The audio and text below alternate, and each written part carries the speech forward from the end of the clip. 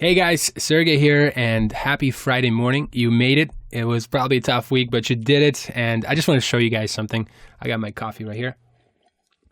But I wanted to show you this ball rig that I worked on yesterday, and I'm not sure if I'll do a tutorial on this, or I might include this in the expression scores.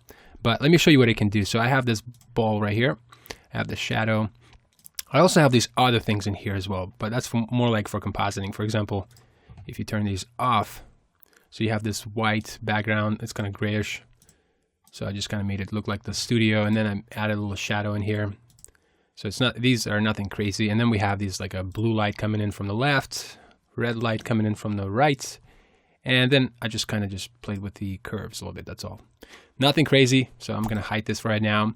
And then if you click on the ball and then, play around with it, you can see it's very interactive. So if you move the ball, the shadow moves with it.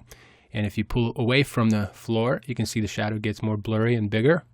And when you bring it closer, it gets more sharp. So like this. So it's pretty cool. And another cool thing about this, you have some controls in here.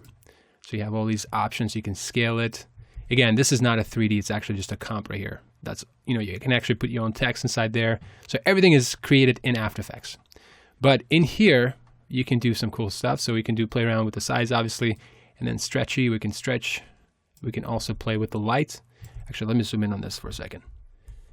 So we see this ball right here. Notice if I move the light, the shadow moves with it and the light moves with it as well. So that's cool. And then we have this shadow distance, so you can kind of offset the shadow. We have this shadow blur. So right now it's a little blurry, but you can do more blurry. And you can set it to more sharp. That's good. And then we have these rotation properties here. So these are kind of fun. So you can kind of offset things.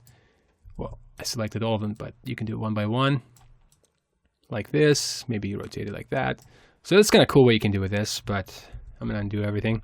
Now, the most exciting part about it is animation. So I'm going to show you what I'm talking about here. So watch this.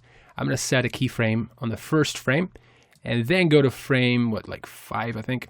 Set another one. I'm going to go back to the first one, and then move this up like this.